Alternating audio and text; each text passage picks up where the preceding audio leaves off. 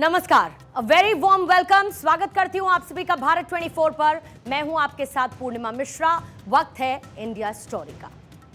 बीते 1 अप्रैल को आरबीआई के स्थापना दिवस के मौके पर मुंबई में एक कार्यक्रम रखा गया और इस कार्यक्रम में प्रधानमंत्री मोदी ने कुछ ऐसा कहा जिसको अगर हम एक कीवर्ड में कहें तो मतलब निकलता है डी-डॉलराइजेशन। ये कीवर्ड सुनने में तो डीमोनेटाइजेशन जैसा लगता है, लेकिन इससे आपको कतार में खड़े होने की जरूरत नहीं पड़ेगी, बल्कि दुनिया के कई देश अब भारत के सामने कतार में खड़े होंगे। भारत का सिक्का अब दुनिया में चलेगा। आर्थिक सुपर पावर बनने का ब्लूप्रिंट अब तैयार है और मौका है एग्जीक्यूशन का। अब दुनिया के देश अपने खजाने में भारतीय करेंसी को रखेंगे। अब भारत तय करेगा कि व्यापार कैसे होगा। अब भारत तय करेगा कि दुनिया में किसी चीज के दाम क्या होंगे और अब भारत का रुपया इंटरनेशनल होने वाला है, यानी कि it's time to go global. दुनिया में भारतीय सिक्कों की खनक का सायरन बज चुका है। हम आ रहे हैं और इसी प्रोसेस की फुल प्रोसीडिंग को समझेंगे आज की इंडिया स्टोरी में।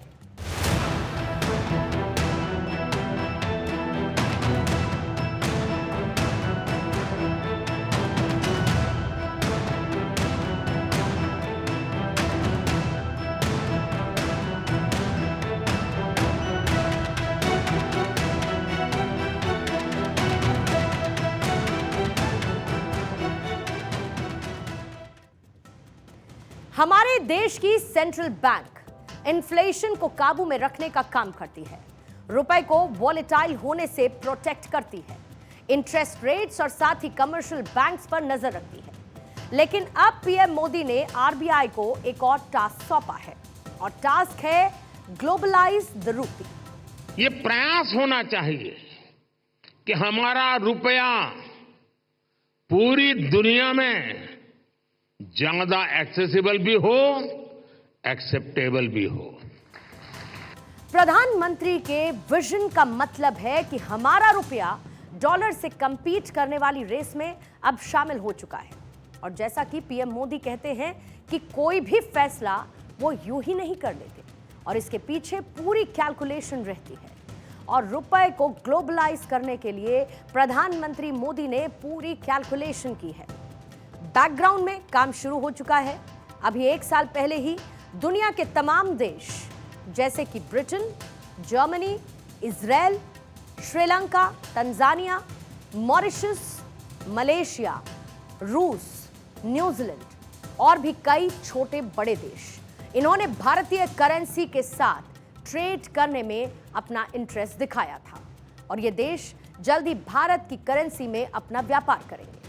और इसका साफ सीधा मतलब यह है कि आने वाले समय में हमारी करेंसी को भी इंटरनेशनल करेंसी का दर्जा मिल सकता है। आगे बढ़ेंगे, लेकिन उससे पहले आप यह भी जान लीजिए कि एक इंटरनेशनल करेंसी होती क्या है। इंटरनेशनल करेंसी वो करेंसी होती है जो अलग अलग ट्रेड के लिए इस्तेमाल हो सकती है और इसे एक्टिवली ट्रेडेड करेंसी भी कहा जाता है। मतलब यह है कि अगर आप लंदन जाएं, जर्मनी जाएं, इजिप्ट जाएं, आपके पास वहां की लोकल करेंसी हो ना हो, लेकिन अगर आपके पास यूएस डॉलर्स हैं तो काम चल जाएगा। आपने हिस्ट्री बुक्स में यह पढ़ा होगा कि पहले कोई करेंसी नहीं हुआ करती थी, लोग बार्टर सिस्टम यूज करते थे। मतलब ये मान लीजिए कि अगर एक व्यक्ति धान उगाता था और उसे गेहूं की जरूरत होती थी तो वो धान के बदले गेहूं ले लिया करता था। लेकिन ये फॉर्मूला कई दफा काम नहीं आता था। मतलब अगर सामने वाले को आपके धान की जरूरत हो ही ना तो वो आपको गेहूं क्यों देगा। और इसी प्रॉब्लम को देखते हुए करेंसी बनाई गई थी। करेंसी यानी कि पेपर का टुकड़ा। लेकिन ये पेपर का टुकड़ा हर कोई बना सकता है। इसमें क्या है, प्रिंट ही तो करना था। लेकिन ये पेपर का टुकड़ा तब कीमती हो जाता है जब इसके साथ ट्रस्ट जुड़ जाता है। मतलब ये है कि अगर मैं एक पेपर का टुकड़ा देकर आपको ये कहूं कि भाई विश्वास कर लो, ये 500 रुपए की वैल्यू का है, तब शायद आप विश्वास ना करें। लेकिन आप ये सोचिए कि अगर इस पेपर के टुकड़े पर हमारी सेंट्रल बैंक के गवर्नर के सिग्नेचर हों तो आप इस पर विश्वास जरूर करेंगे, जाहिर सी बात है। और ऐसे ही हमारी करेंसी है और ऐसे में दुनिया के बाकी देशों की करेंसी भी है। In short, a currency has no value without trust. अब एक बार फिर से आइए हिस्ट्री में चलते हैं। कॉलोनाइजेशन की वजह से वर्ल्ड ट्रेड में ब्रिटिश पाउंड एक इंटरनेशनल करेंसी बन चुका था। मतलब जहां जहां पर ब्रिटिशर्स राज करते थे, इनका पाउंड ट्रेड के लिए चल रहा था। लेकिन 1944 में ब्रेटन वुड्स अग्रीमेंट के बाद सारी मेजर कंट्रीज ने यह डिसाइड किया कि यूएस डॉलर स्टैंडर्ड बन जाएगा। दुनिया ऑयल पर चलती है और 1973 में अमेरिका ने ओपेक देशों को पेमेंट डॉलर में एक्सेप्ट करने के लिए कन्विंस कर लिया। इस एक मोमेंट में अमेरिका सुपर पावर बन गया। इसे थोड़ा सा और सिंप्लीफाई करती हूं, भारत के कॉन्टेक्स्ट में बताती हूं। साल 2016 में डीमोनेटाइजेशन से पहले बहुत ही कम लोग यूपीआई या फिर डिजिटल पेमेंट के बारे में जानते थे। लेकिन इसी दौरान पेटीएम नाम की एक कंपनी ने दुकानों पर जाकर अपने स्कैनर्स लगाए, जो क्यूआर कोड्स होते हैं। दुकान वालों को ये कन्विंस किया कि वो आपसे डिजिटल पेमेंट एक्सेप्ट करें।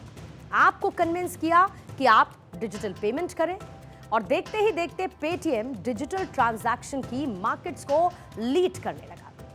सेम ऐसा ही दुनिया के साथ है कि कौन सा देश का पैसा दुनिया में चलता है। फिलहाल बात आज की करेंगे तो यूएस डॉलर, इसके साथ ही यूरो, साथ ही जापानीज येन, ब्रिटिश पाउंड और कुछ हद तक चाइनीज युआन इंटरनेशनल करेंसी मानी जाती है, क्योंकि उसके खुद के देश को छोड़कर और भी कई देश उसकी करेंसी की वैल्यू करते हैं, यानी कि उनके नोट पर ट्रस्ट करते हैं। ये तो इंटरनेशनल करेंसी की बात रही। अब सवाल ये हो सकता है कि हमें इंटरनेशनल करेंसी बनने से क्या फायदा मिलेगा। दुनिया में किसी भी जगह जंग हो, अमेरिका अपने इंटरेस्ट को देखते हुए अपनी इंटरफेरेंस दिखाता है, क्योंकि वो किसी भी देश को आर्थिक रूप से आइसोलेट करने के लिए अपनी करेंसी का इस्तेमाल कर सकता है। और इसी हेगेमनी को खत्म करने के लिए भारत अब डॉलर के साथ रेस में कूद पड़ा है। सबसे पहले रशिया के साथ रूपी में ट्रेड किया।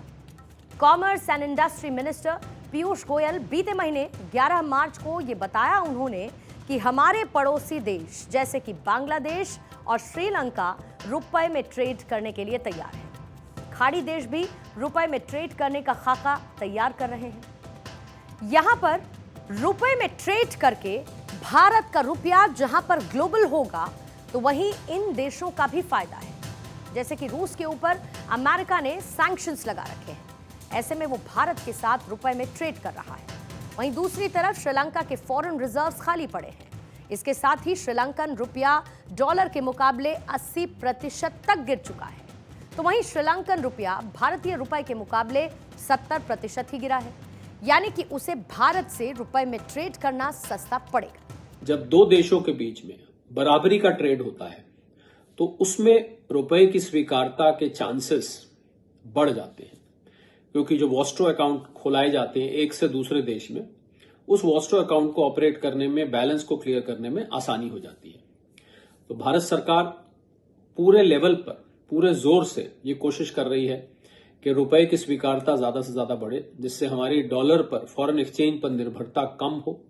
आने वाले 3 साल में क्लियरली संभावना दिखती है कि हम थर्ड बिगेस्ट इकोनॉमी बन जाएंगे और 2035 तक मेरी ऑर्गेनाइजेशन आकाशनिधि.in का मानना है कि हम 10 ट्रिलियन यूएस डॉलर इकोनॉमी बन जाएंगे।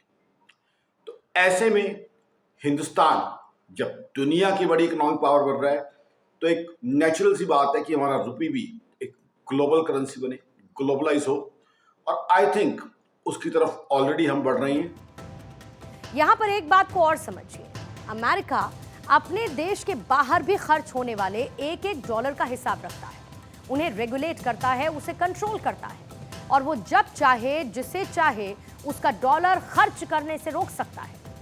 जैसे कि रूस यूक्रेन जंग के बाद उसने रूस के साथ किया, और इसी को देखते हुए दुनिया के कई देश अब डी-डॉलराइजेशन का समर्थन कर रहे हैं।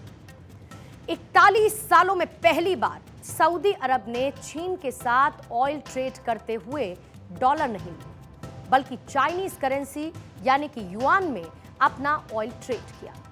और अब अपना यही स्टांस मेंटेन करते हुए सऊदी अरब भारत के साथ भी रुपए में ट्रेड करने वाला है।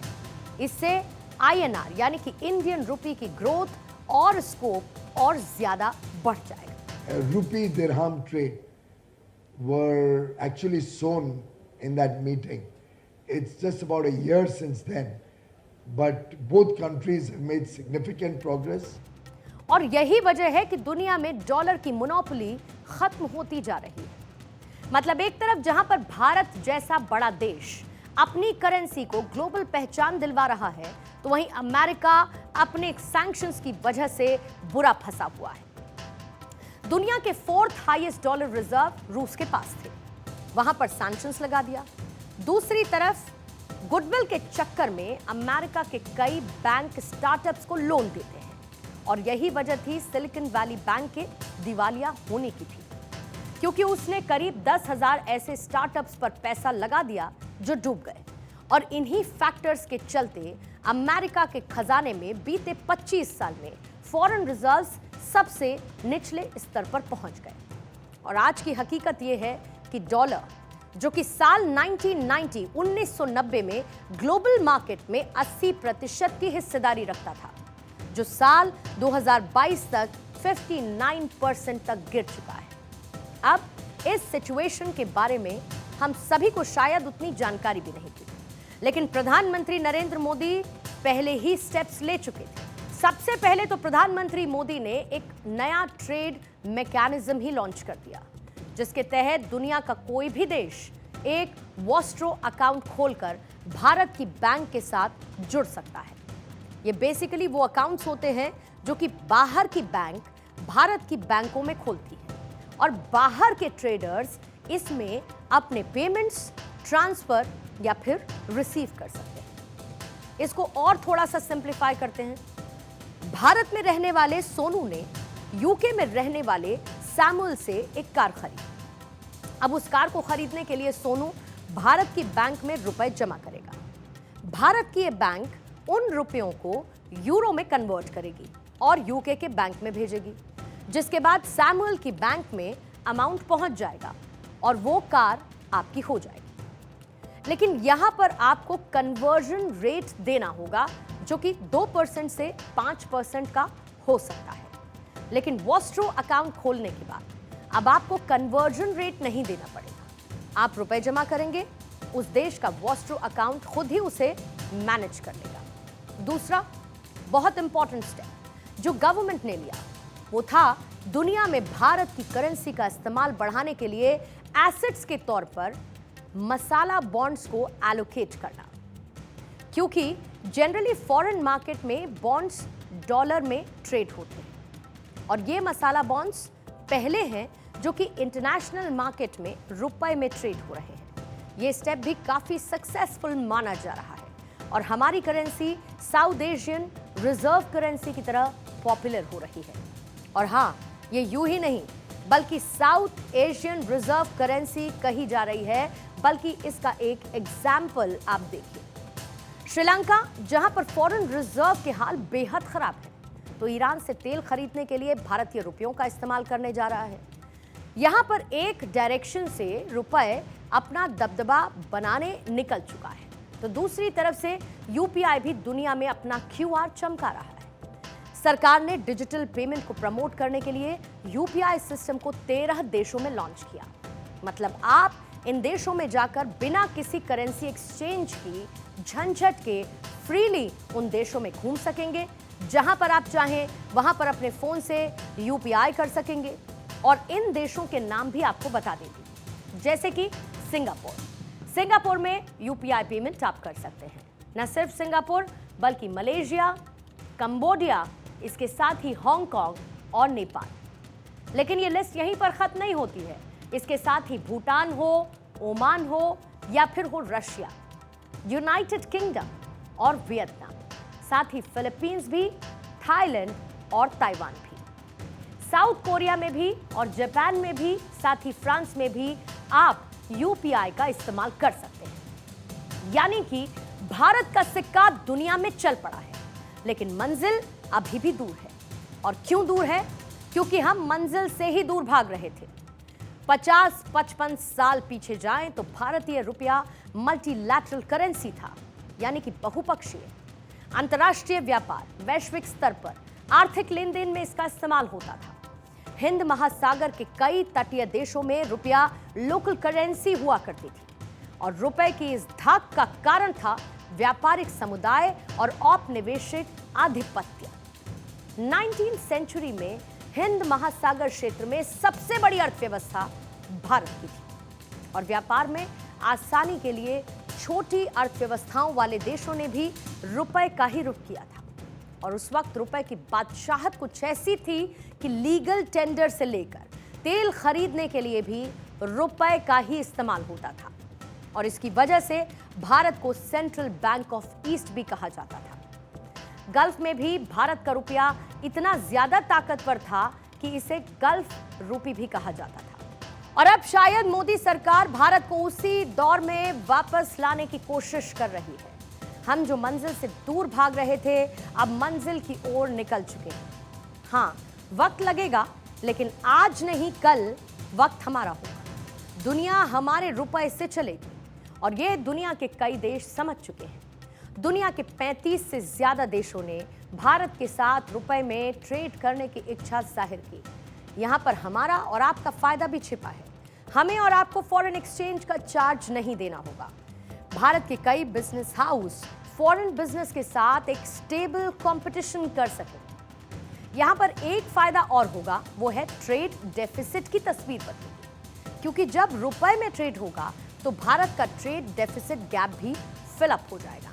साथ ही यूएस डॉलर पर लगने वाले किसी भी फेडरल लॉ से हमें फर्क नहीं पड़ेगा और रुपए की बढ़ती डोमिनेंस, डॉलर का घटता शेयर भारत को सुपर पावर नेशन वाली डेजिग्नेशन के और करीब लेकर जाएगा। मशहूर इकोनॉमिस्ट नोरियल रूबिनी का कहना है कि आने वाले समय में रूपी के राइज के चलते डॉलर का ट्रेड शेयर 60% से घटकर 20% तक पहुंच सकता है। नोरियल का मानना है कि भारत जिस तेजी के साथ आगे बढ़ रहा है, उसके चलते रुपए का ट्रेड शेयर 20% तक पहुंच सकता है। यानी एक बार फिर वही तस्वीर होगी, $1 ₹1 के बराबर आकर खड़ा होगा। वो वक्त लौटेगा और दुनिया में भारत का सिक्का चलेगा।